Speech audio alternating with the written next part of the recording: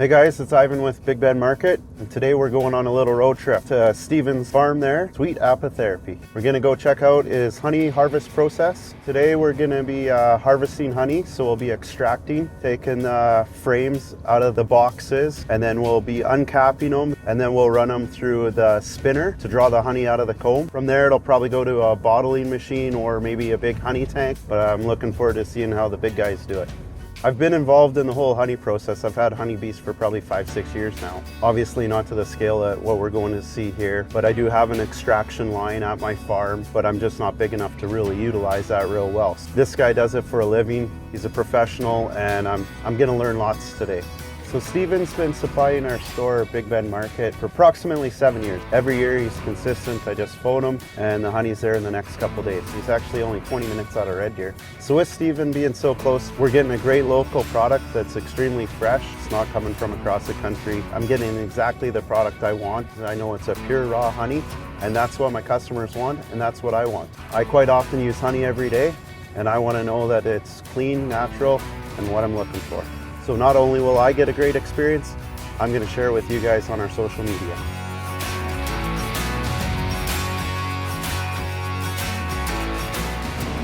Welcome to the extraction room.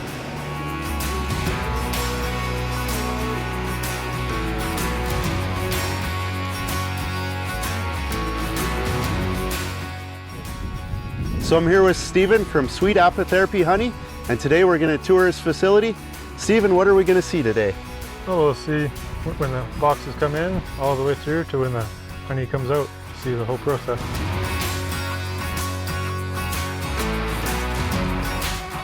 So Steven, where are we right now? I know it's nice and warm in here.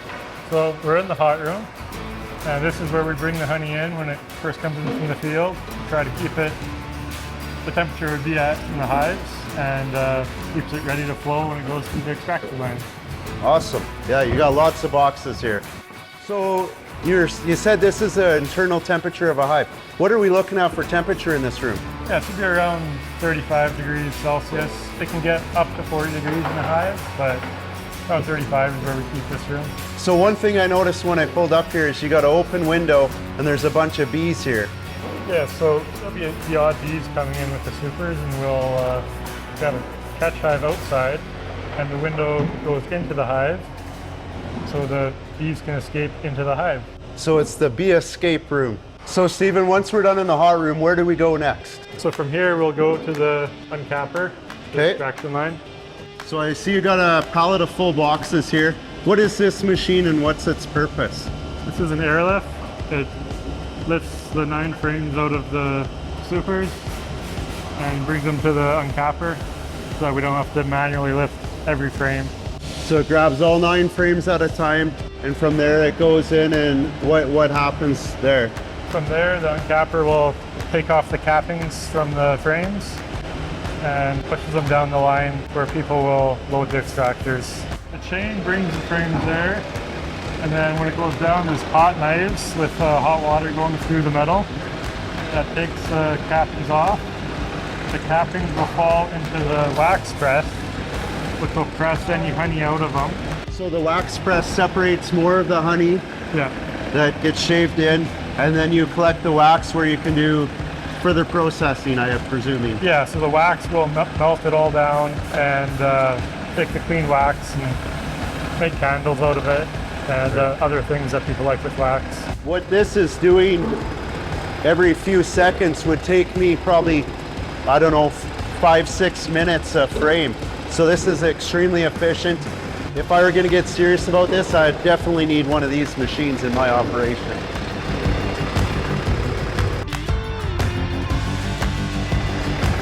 So after the uncapper here, this is where all the uncapped frames go. And then what's the process after they're uncapped? Where are they going? So all the honey will drip into the trough, and then you guys will grab any bits of capping that are still on and put them into the different extractors. I see here you got 4 extractors running at the same time. Yeah, so we'll do it kind of 2 people on each side, 2 people will work on one, 2 on the other, and then once they start one, they'll work on the other. Just rotate back and forth, gives them time to spin out. Approximately how long does each spinner run when it's full of frames? 7 minutes. 7 minutes? Maybe 10 minutes. Okay. And are these all the same size extractors? No. This is 72, 84, 60, and 50. So this holds a lot of frames at once. So you're doing a lot of production. That's a lot of bees to make this happen. A fair bit, yeah. Yeah. Each bee does, I think, an eighth or a 12th of a teaspoon in its lifetime. Wow. And we're talking filling 45-gallon drums here. So yeah, that's an incredible amount. Once the frames are full, we'll just turn on the extractor, and you can watch the honey spin out against the side wall. And does it make a difference on like temperature? How late in the year? Yeah, we'll get crystallized honey and it won't come out as fast. If you look right now, it's starting to come out against the sides, and then give it a few seconds and it'll just go straight down. You'll be able to see it running down. So yeah, it uses centrifugal force. It spins the honey out to the side walls, and then as that gets full, it goes down to the center where I assume there's a drain. Yeah. So we'll run it at a lower speed for the initial spin. Because of the weight? Yeah, and then after a couple minutes, we'll turn it up and get the last bit of the honey out. Right. Because if you started too fast, it would rip all the wax off the frames and blow the frames out. Right. And by leaving the wax on, that's easier for the bees to carry on in the future, right? Yeah, they don't have to build that up, and it makes it a lot easier for them. Honey from the extractor runs through the lines into the sump. It's heated water on the outside of the sump, so it keeps it warm so it can settle. The wax will go to the top. I'm assuming this is, it goes up and into the big tanks. To the big tanks, and then we'll let it set overnight there as well. Okay. And separate any wax that got through. Okay. And when we're barreling, it'll be completely clean until we get to the last little bit, and then we'll filter that out again. So Stephen, here we got your pump system. I see it going up, and then it's coming over to these tanks. What's the process here? So these tanks are heated, and we'll keep the temperature, again, between 35 and 40. The wax and anything that gets through will float to the top. Okay. We'll empty out of here into the barrels, and if we're potting honey, then we have 5-gallon pails with a little spout that we can filter it and go through there too. That's a good sized tank. How big is this tank? Do you know how many liters this is, or gallons, or? 28 barrels. 28 barrels. Yeah. That's a lot of honey. That's a lot of honey. So our very highly technical bottling system. Right. That's the same system I use at my place. 5-gallon pail, put a filter in the top, and bottle containers. So it'll go straight from the tank into here and into the bottles. And then to my shelves when I call for an order. There we go. So right here, we got some of Stephen's liquid gold. So this here is the real deal. It's come from the extracting process, ran through a filter, and it's bottled up and it's hitting my shelves. You've seen the whole process now. This is what you're getting start to finish, freshness, local, in my store. On my farm, I always talk about from farm to fork. This here is from flower to your coffee or to your cake, whatever you're using the honey for. So Stephen, I know you produce a lot of honey. I'm just one of the people you supply. So how far does your honey reach that you produce here? The stuff that I bottle myself mostly goes through you, actually. There's some places in Wetaskiwin that sell it. That's pretty much it, other than some people who sell it for me. So it's safe to say that Central Alberta is your marketplace and you're happy doing business here? Yes.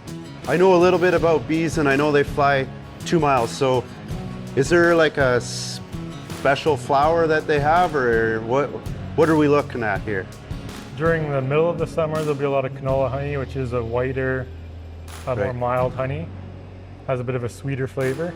In the spring, there'll be more dandelion and willows. It'll be a little bit darker in color. In the fall, it can be a mixture of wildflowers, which Sometimes it'll be more clover, it'll be really white, or it can be really dark.